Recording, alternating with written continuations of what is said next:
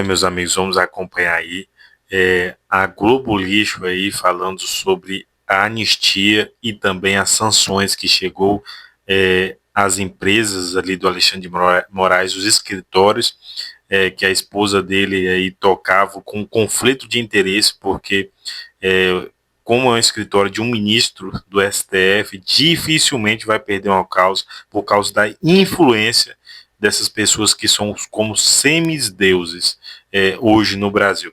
Vamos acompanhar também o camarote aí, meu Deus, como é militante o camarote, chega a ser insuportável ver o camarote tentando militar e falando que a população brasileira saiu, e não era a esquerda, era a população brasileira.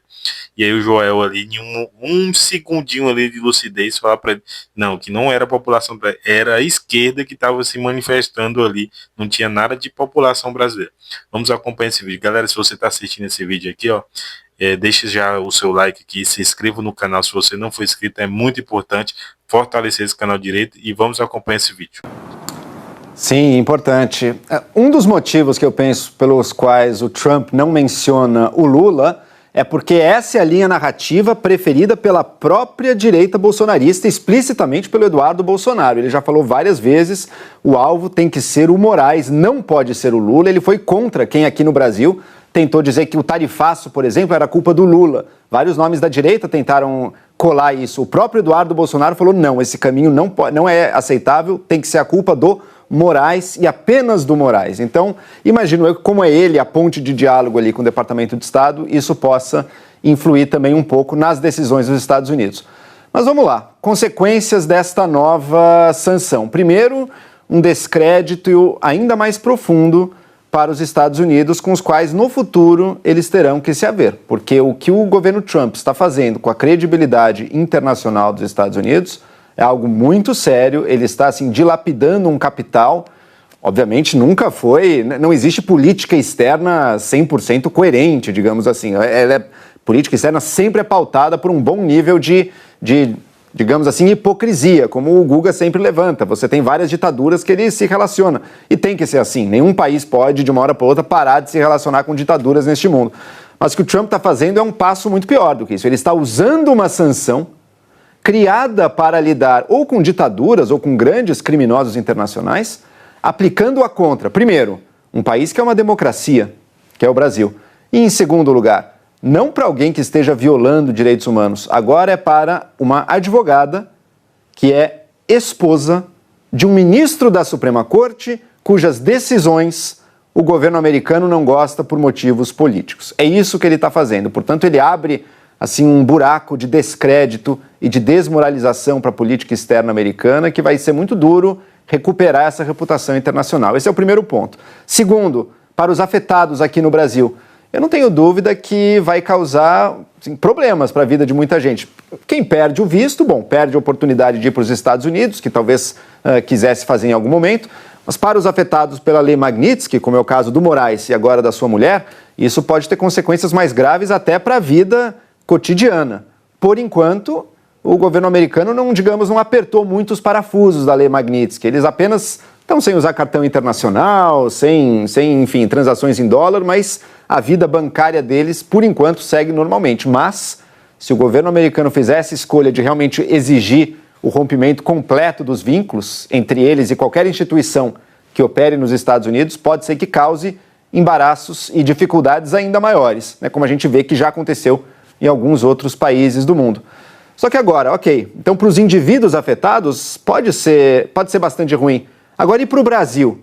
Acho que aí a gente já tem a resposta, né? A gente já está convivendo há alguns meses já de tarifas, de sanções, de Magnitsky, de tirada de visto. O que isso mudou para as instituições brasileiras, seja para a Justiça, seja para o Congresso? Nada. Pelo contrário, se criou alguma coisa, criou um ímpeto um pouco mais contrário àquilo que os Estados Unidos quer da gente. Então, como essas sanções agora são mais do mesmo, eu também prevejo que elas continuarão sem o efeito desejado. Manifestações, e aí o Congresso pouco preocupado com o que aconteceu hoje, aí hoje vem as sanções, tudo isso para dizer como fica o PL da anistia, a PEC da blindagem, perante ontem com o que vem das ruas e hoje com o que vem dos Estados Unidos. Vamos lá, Marcelo. De fato, o presidente da Câmara ele fala como se não fosse com ele, essa questão da... Vamos tirar essas pautas tóxicas e abrir caminho para uma agenda de país. Essas pautas são colocadas e pautadas por ele, né? Então tem uma contradição em si. Ele mesmo acaba defendendo a PEC da blindagem. Ele faz uma defesa enfática da PEC da blindagem. Bem, ontem a gente viu manifestações no país, né? Manifestações em todo o país. Não são manifestações, não foram manifestações do governo. O governo até teve quase nenhuma participação, depois o governo, esses partidos de esquerda acabam aderindo, mas é da sociedade civil mesmo, capitaneada pelos artistas. Então tem uma grande mobilização em todo o país. E isso daí mostra, sim, que você tem um desconforto de um setor importante da sociedade, que a gente já falava aqui naquela pesquisa Quest recente, já falava do desconforto em relação à anistia, de forma majoritária, e já tinha manifestações também em relação à PEC da blindagem. Um desconforto e uma reprovação significativa da população, em outras pesquisas. Então, o que é que a gente tem?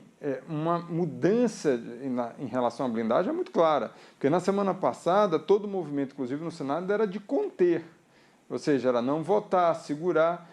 Ganhou outro rumo depois das manifestações de ontem. Então, o que a gente viu em Copacabana, São Paulo, Salvador, enfim, aqui Brasília também, você teve, o Brasil todo, você teve uma presença muito forte nas ruas. Então, o que a gente está vendo em relação ao Senado Federal é justamente de acabar com essa PEC da blindagem. Não é mais segurar, é derrotar a PEC da blindagem. E tem número suficiente na CCJ, e olha, se tiver qualquer tipo de recurso ao plenário, que isso pode, é difícil, mas pode acontecer, isso no Senado você tem mais de 50 votos, pelo que eu estava conversando com vários senadores, a percepção de mais de 50 votos para derrubar a PEC. Então tem maioria na CCJ e se for plenário também tem maioria. A anistia é o que o Pedro Figueiredo colocou muito bem. Você tem ainda uma tensão muito grande entre a base do PT e a base do Bolsonaro, que insiste na anistia ampla, geral e restrita. E você tem um meio ali que não está querendo, que é um centrão, tudo está buscando uma saída alternativa, uma dosimetria, que é o que o Paulinho da Força está tentando. A conferir, depois do que aconteceu hoje, como é que fica o humor, inclusive no Supremo Tribunal Federal. A percepção é que isso pode ficar um pouco mais difícil, essa solução do meio, e aí pode crescer essa pressão que veio também das manifestações em relação a não conceder anistia. Camarote, já Unidos, e ontem, quando aparece na Avenida Paulista, um dos principais pontos além do Rio de Janeiro da manifestação, aquela gigante bandeira do Brasil.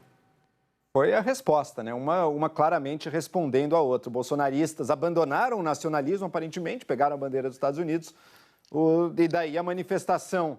Estão discutindo se ela foi de esquerda ou da sociedade civil. Como eu vi muita gente vestida de vermelho ali, eu digo que era uma manifestação da esquerda. E pegou a bandeira do Brasil, grande ali, como resposta ao bolsonarismo. Mas, seja como for, essa manifestação que foi grande ontem, foi grande por quê? Porque ela soube tocar numa pauta que está no coração das pessoas. Uma indignação que está no coração das pessoas e que já estava se expondo nas redes sociais nos últimos dias. É tanto que a gente via deputados se explicando, até pedindo desculpas por terem aprovado a PEC da blindagem.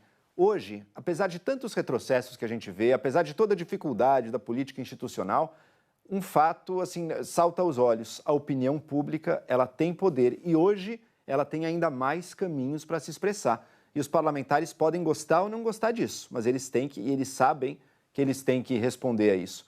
Já havia no Senado uma ideia de que a PEC não prosperaria lá. Mas com essa força da opinião pública, isso se transformou não vou dizer numa certeza, porque ninguém tem bola de cristal, a gente sabe que sempre dá para mudar, mas numa probabilidade muito mais alta de que, de fato, essa PEC deve ser enterrada ali no Senado, graças à opinião pública e à força que ela tem para mover o debate. E que bom que o deputado Hugo Mota parece que está ouvindo isso também e agora quer fazer a pauta olhar para outras coisas, a agenda da casa olhar para outras coisas que não apenas os interesses da própria classe política. A pauta é da denúncia com Paulo Figueiredo e não ter entrado Jair Bolsonaro, justamente pelo que você está falando. É verdade que ainda tem investigação sendo feita, você tem ainda material sendo analisado, isso pode ser um desdobramento para um futuro próximo? Pode, aguardar, né? Até aqui você tem evidências explícitas em relação ao Eduardo Bolsonaro, essa é a percepção, e ao seu parceiro nos Estados Unidos, né? O Paulo Figueiredo. Você tem a percepção, e aí respondendo a sua outra pergunta, no Supremo Tribunal Federal, sim, de que o Eduardo Bolsonaro é uma espécie de réu confesso, então deve ter essa aceitação dessa denúncia pelo colegiado, pela primeira turma, essa é a expectativa. Lembrando que lá atrás, ainda no primeiro semestre, quando abriu essa investigação, Aline, a percepção, eu conversava com alguns integrantes da corte, é que o Eduardo Bolsonaro ia meio que fazer um freio de arrumação, ou seja, ia parar no que estava fazendo, né, nesse movimento explícito de ameaçar o Supremo Tribunal Federal por causa do julgamento que envolvia o seu pai, o julgamento da tentativa de golpe de Estado, e cujo julgamento Bolsonaro foi condenado a 27 anos de prisão. Se o Eduardo Bolsonaro, mesmo com o início da investigação, ele não freou o seu movimento, a percepção é que ele foi produzindo provas contra ele.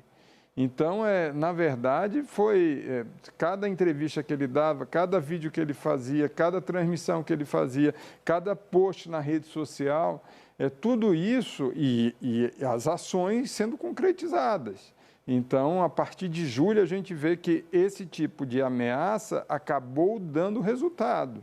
E aí o Brasil sofreu sanções de todo tipo, de toda a ordem, desde do tarifaço, que afetou um setor importante, setor das exportações brasileiras, tanto da área do agronegócio, teve tarifaço em outros produtos, então o Brasil sofreu muito em relação ao tarifaço, como também sanções a integrantes do judiciário, até o ponto de ter a lei Magnitsky, e agora, inclusive, com a esposa do ministro Alexandre de Moraes. Então, você teve uma graduação muito forte, ministros da Suprema Corte que perderam visto. E não só isso, agora a gente está vendo juízes auxiliares, o advogado-geral da União, o ministro Jorge Messias, já tinha tido visto retaliação em relação ao ministro da Saúde, Alexandre Padilha, e sua família. Então, a gente viu sanção de tudo que é tipo, para pressionar a mudar uma espécie de intervenção externa, ou seja, de um país outro, no caso dos Estados Unidos, em relação ao judiciário brasileiro. Mais do que isso, ameaças, inclusive, a integrantes do Legislativo, ao próprio presidente da Câmara, Hugo Mota, e ao próprio presidente do Senado Federal, Davi Alcolumbre. Então, a gente viu ameaça de tudo que é jeito por parte do Eduardo Bolsonaro. Então, o que a gente está vendo é uma perspectiva, sim, de aceitação. No caso do Bolsonaro, teve a busca e apreensão no mês de julho, e aí várias dessas conversas do filho com o pai. Então, é isso que está sendo calibrado agora e teve também a apreensão do celular também do pastor Silas Malafaia, que é outro personagem importante, que aí tudo está sendo analisado agora pela Procuradoria-Geral da República e pelo Paulo Gonet. Vamos ver se disso vai ter consequências. Na época, inclusive, a grande questão feita é que Bolsonaro, inclusive, ele foi ouvido por causa disso, estava patrocinando o filho no exterior, na magnitude de 2 milhões de reais, que não é pouca coisa, muito dinheiro para o filho ficar lá nos Estados Unidos. É verdade que a gente via naqueles diálogos um conflito em vários momentos de pai e filho, em vários momentos. O pai querendo uma coisa, o filho querendo outra coisa, mas sempre ao final, o ponto de vista do Eduardo Bolsonaro acabava prevalecendo, até porque ele ia no modo próprio. Agora tem que ver exatamente se a Procuradoria, a partir de agora, vai dar também desdobramentos a esses outros dois personagens. O Jair Bolsonaro, que já foi condenado, mas é importante a gente dizer, por outra coisa, por tentativa de golpe. Esse caso é um caso diferente. É o caso de coagir a justiça e ameaçar a justiça brasileira. E tem ainda o outro personagem, que é o Silas Malafaia. Aline. Amigos, acompanhamos aí a militância aí, tá totalmente aí, de forma muito agressiva em tudo que eles estão falando, para descredibilizar tudo que está acontecendo no Brasil. O mundo já está vendo tudo que está acontecendo no Brasil, mas eles de todas as formas tentam descredibilizar a realidade, a verdade, que é a maior perseguição política já vista na história do Brasil contra uma pessoa, que é o presidente Bolsonaro. Eles nunca aceitaram que o presidente Bolsonaro ganhou as eleições de lavada e tirou o poder dessas pessoas que tomaram conta do Brasil para se tornar um país da pobreza, um país da indiferença, onde eles faziam o que queria e roubavam bilhões e bilhões de reais. E o presidente Bolsonaro acabou com esse ciclo aí criminoso do PT, e eles não deixaram o presidente Bolsonaro governar. De todas as formas, atacaram o presidente Bolsonaro e só vão parar até o presidente Bolsonaro não estiver aqui mais. É isso que eles lutam todo dia, o presidente Bolsonaro chegar ao fim.